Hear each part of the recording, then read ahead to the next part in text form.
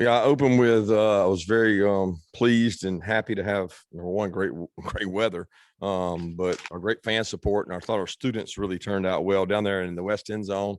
It was good to see that atmosphere back over in the what I call the old student section. It was great to have everybody there and supporting the players. So the atmosphere was good.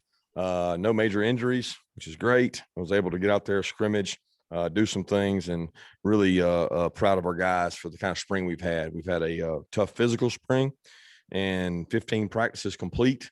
Got a long way to go to get where we need to go. And got to find some depth in some positions and got to get better at some other positions. But I thought our guys really competed hard today. Was really just enjoyed watching it and seeing the kind of operation of the quarterbacks from the back end where I get to sit and hear them call the huddle and call the plays. So that I'll open it up. Okay, let's go to Chip Towers and then Charles Odom. Yeah, Kirby, it was interesting early on. Obviously, it's a chance to see the ones versus ones per se. And, it's have fun hearing you say things like vertical passing game. We want to be vertical. It was hard to do that early on, but can you just talk about that matchup and kind of what you saw from your defense as well? Well, I didn't see it that way. I saw it where I thought our guys came out a little bit slow, but vertical passing games a lot of time based on your ability to run the ball, and that wasn't our goal this game, to come out and establish the run and really run the ball hard. G-days are built around a lot of 2-minute drives. You want to go hurry up. We want to throw and catch the ball. That reduces the risk of injury. So when you're doing that, there's a lot of intermediate passing game, kind of like we did in 7-on-7 before it.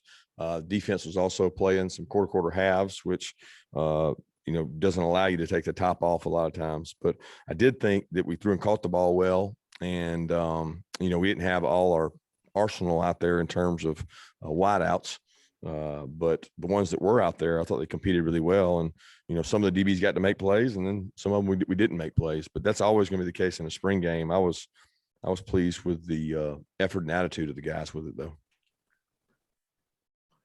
How important was this spring for your offense to have JT for the full go? And what have you seen in terms of his progress as your leader?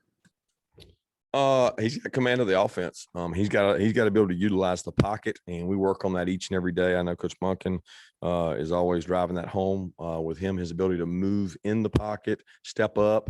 The offensive line's got to protect him and give him an opportunity. There were some times today that there were 4-man rushes, and we got some pressure, and guys got pushed back into him. And I think that's important, to allow him to step up in the pocket and move around and make plays down the field. But he has command of it. He understands it. The key is his decision-making process. We know the quarterback position, there's probably a decision has to be made every single play, and he manages that really well for us. Okay, let's go to Mike Griffith and Anthony Dasher. Yeah, Kirby, I know you haven't watched the film, but were there any plays or players, I guess, that jumped out at you? I guess watching TV, Darnell Washington certainly is imposing. Were there any guys that really impressed you or made some plays that you can recall? Yeah, I thought Adonai all spring, Adonai competed really well. He's a competitor. He makes plays down the field. For a guy that just enrolled and just got here, I thought he did a good job. I thought both James and Zamir made some plays in the passing game, able to get some catches and check downs, make some people miss. Kendall as well had some good strong runs, which he's done this spring. So a lot of those guys pop out. Defensively, it's hard to say without watching it. I did think Jalen Carter and Devontae White were disruptive inside with some inside stunts that helped us and got quick pressure a couple times. But for every positive, there's a flip side of that. We got to protect them better, or we got to tackle better. Hey, Coach, another Darnell Washington question. Kind of where is he right now as far as his knowledge of the offense? It looks like he might be kind of starting to get maybe a little bit more.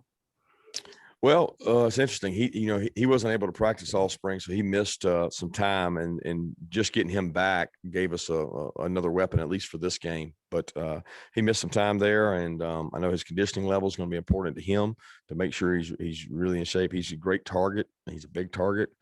He's an athletic guy, and he's a weapon. We got to find ways to be able to utilize him both in the passing game and in the run game, because he's a weapon in both.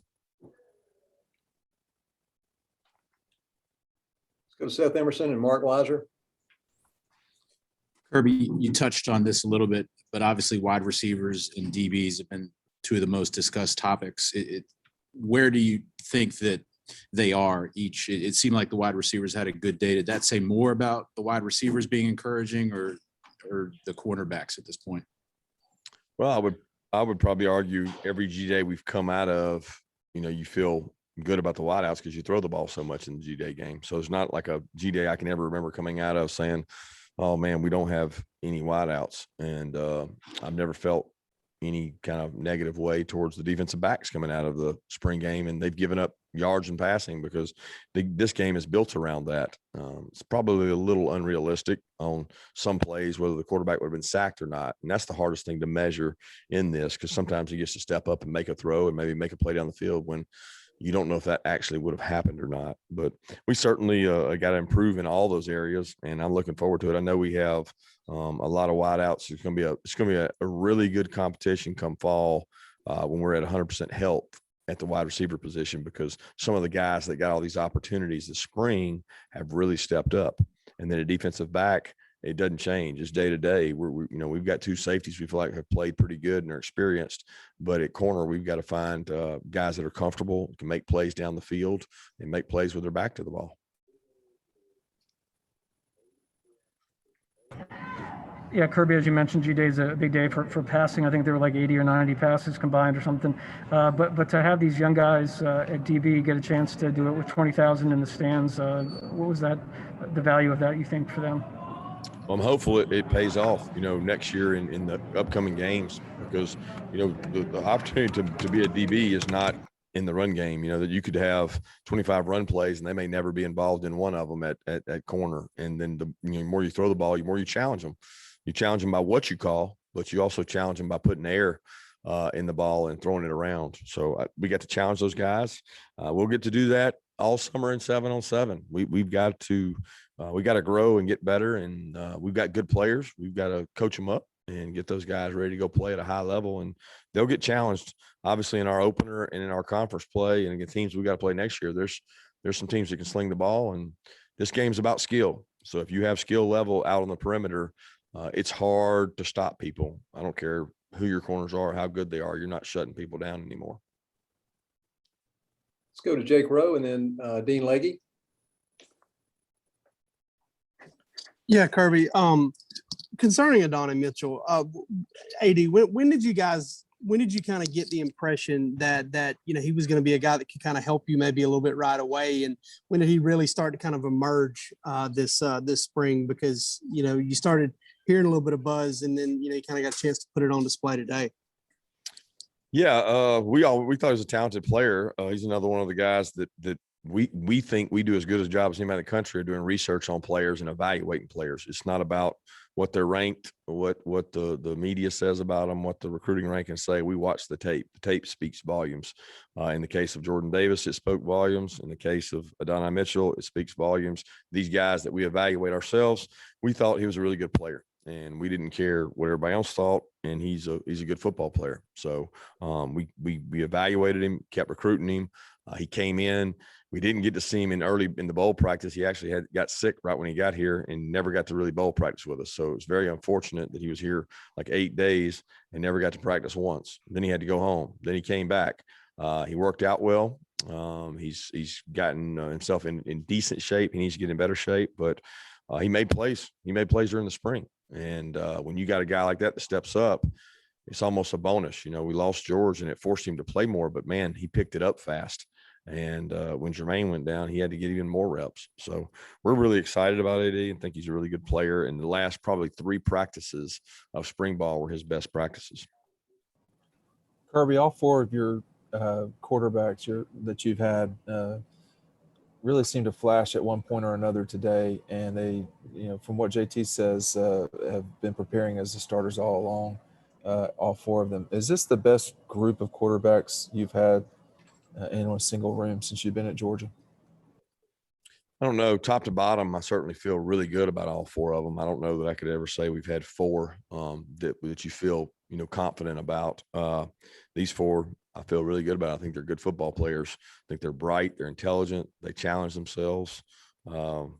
I don't, it's hard to compare it to other years. We've certainly had a talented quarterback room before, but with 4 guys you feel good about, it's hard to have that in college football. I thought they challenged themselves, and to be honest with you, we set our practices up where they get to develop. You only got to see a piece of that today, and it's unfortunate because today there was only 1 quarterback on the field at a time, and in our practices there's a lot of times there's 2 out there and there's more reps available. So we're trying to get their growth to happen a little faster than it would normally without getting the reps. Okay, let's go to Jed May, and then we'll go to Red and Black, either Drew or Catherine. Hey, Kirby, kind of a 2-part question on the offensive line. One, what have you seen from Tate Ratledge and sort of him trying to get some playing time there at right guard? And 2, on the left side with Sawyer, Truss, and Justin Schaefer, sort of what's the competition looking like with those 3 guys, for those 2 spots on the left side right now? Well, it's all up for grabs. We'll review this tape, see how they did. Jamari didn't get to practice all spring. He had a couple of practices he had to miss. So he may have been a little rusty out there today. Tate's been in the thick of it. Tate's physical presence, toughness. He's strong in the weight room. Being guard in the SEC, you got to have a firm pocket and you got to be able to move people. And you go against the best defensive lines every year in our conference, and you got to have some mass. You got to have some guys that can sustain heavy rushers. And we think Tate does a good job of that. Schaefer and Jamari have been splitting some reps, and then Jamari's been doubling up with Truss. But, we're not where we need to be, in the offensive line. And if we're going to be a good team, we've got to protect the quarterback and we got to be able to run the ball. And that's one of the areas we're going to have to take some of the largest leaps to get where we want to go next season. Hey, Kirby, when we talked to JT earlier, he mentioned a lot about the check down, and you've talked a lot about yards after catch. So how do you think the team did in that respect, both on offense and defense today?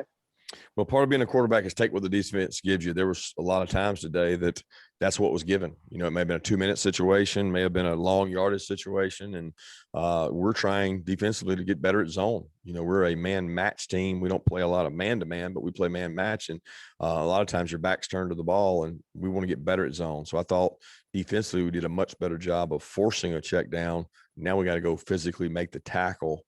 And offensively, when we hit the check down, we got to turn a 4 or 5 yard gain into 10, 15 yard gains. And that's the only way we're going to be elite, is to do that. All right, let's check with Jeff Schultz and then Connor Riley. Kirby, you touched on JT's command. I'm curious, have you seen a discernible difference even from the fall to the spring, whether it's on or off the field in his play and demeanor, and if so, how? It's hard to say discernible difference because I felt like he had a really good command last year. I never went into a game with, the Mississippi State game, probably the most unknown, but he had a command then. He has command now. I think he has better understanding of his weapons. He's got, a boatload more reps of each one of those. So I'm excited about what he can do. The decision-making is everything for that position. Get us out of a bad play, get us to the next play for the next down, use 4 downs when possible, and use a guy that can make us right. So I know he's gotten better, but a discernible difference, I think it's hard to say, because I think he had a good feel, good command for the offense, even last year. Hey, Kirby, first chance to really get to see Carson Beck today. What did you make of him both today and in these spring practice periods? He had some good spring scrimmages. He had some good outings out there in the spring. We thought he throws the ball really well. He had a really good practice on Thursday in terms of command of the offense, making decisions, using the players around him. Got really good pocket presence. He's natural at stepping up, moving in the pocket. He's not a burner. He's not going to go out there and outrun you, but they still have to tackle him, and he's a big man when it comes to live play. But I'm pleased with his progress. I think he got better. Carson didn't always have the focus he needed last year as a freshman in terms of preparation, academics, on the field, off the field, in the meeting room. And now, since we started this spring, he's taking notes. He's got command of it better. He's doing better academically in the classroom. So he's trying to take a step forward and do some good things. Hey, we got time for 2 more questions. We're going to go to David Pascal, and then we'll go to Lance McCurley. Kirby, how would you assess where Ladd McConkey is right now? And is he one of the younger guys that was able to capitalize with more opportunities this spring? Yeah, he gets a ton of reps. First of all, he's got great toughness. He's got great savvy. He has no fear. He's taking some shots this spring and gets back up, keeps going. He's in a competition for return game reps. And my expectation is he competes. You know, he's going to go out and compete for special teams jobs all over the place and compete at wide receiver to learn the offense, get a little bigger and stronger. He's got really good quickness. But I'm excited about Ladd. He's a guy that's going to be a good football player for us. Hey, Coach, in the kicking game today, we saw Camarda go 3 field goals, and is there a drop off behind Pod? And what's the deal with Jared Zirkle? How's his progression over the past 2 seasons? Zerk's been injured, so we went with Camarda today to give him an opportunity. And we don't get to travel a lot of times 3 kickers, so you always want to have a backup kicker situation where you got a guy in case a guy goes down. And there's no better experience for a kicker than getting to kick field goals in a game. So we felt strongly that Camarda would get to kick today in the game. He did. He got to kick field goals today in the game and didn't hit the ones that you'd like for him to hit, but he's certainly going to get better. Camarda's got a tremendous leg. I mean, you see that in the punts. You see the strength of his leg in the punts, but he's the same way in field goals. He's just probably not as accurate as Pod is. Thank you, Coach Smart. Thanks, everyone. And please stay on the line. We've got a couple